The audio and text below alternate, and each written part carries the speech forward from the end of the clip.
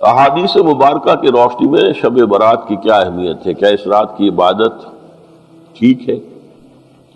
شب برات کا روزہ رکھا جاتا ہے، اس کی صحیح حیثیت کیا ہے؟ شب کا روزہ تو کبھی ہوتا ہی نہیں، یہ آپ نے شب برات کا روزہ کیسے لکھ دیا؟ شب رات کو کہتے ہیں نا۔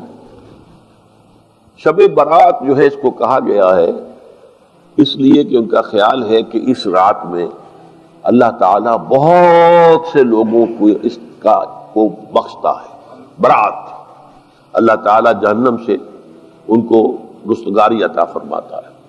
اس کے ضمن میں جو صحیح احادیث ہے صرف ایک ہے، اور وہ یہ ہے کہ حضرت عائشہ صدیقہ رضی اللہ تعالیٰ عنہ بیان کرتی ہے کہ ایک روز حضور کی میرے ہاں شب باشی کی باری تھی، لیکن میری رات کو آنکھ کھلی تو حضور نہیں تھے موجود، تو مجھے تشویش ہوئی کہ آپ کہاں گئے؟ تو میں ڈھونڈتی ہوئی وہ یا کسی اور کو آپ نے بھیجا، بہرحال مجھے پوری تفصیل یاد نہیں ہے، تو معلوم ہوا کہ آپ جنت البقیع میں گئے ہوئے ہیں اور وہاں پر استغفار کر رہے ہیں اللہ سے، اور تمام جو بھی وہاں پر مردے دفن ہیں ان کے لیے مغفرت کی دعا کر رہے ہیں۔ بس یہ ثابت ہے۔ باقی اب اس میں جو ہے ہندوؤں سے ہم نے مانگ لی دیوالی، تو دیوالی جو ہے وہ روشنی کی جا رہی ہے اور بتیاں جلائی جا رہی ہیں، تو مختلف لوگوں سے ہم نے بورو کی ہیں چیزیں، جیسے عید میلاد النبی ہے وہ ہم نے کرسچن سے بورو کر لی، یا شیعوں کے تعزیوں کا توڑ کرنے کے لیے ہم نے بات بنا لی۔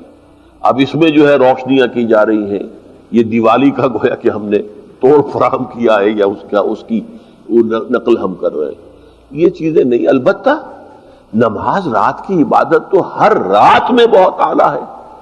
چلیے اگر اور دنوں میں نہیں ہوتا، اس رات کو آپ کو، کیونکہ حضور نے بھی استغفار کیا خاص طور پر جا کر جنت البقیع میں، تو اگر آپ بھی کریں، نماز پڑھیں اور استغفار کریں تو کیا ہے، بہت اچھی بات ہے، اس میں تو کوئی حرج کی بات ہے ہی نہیں۔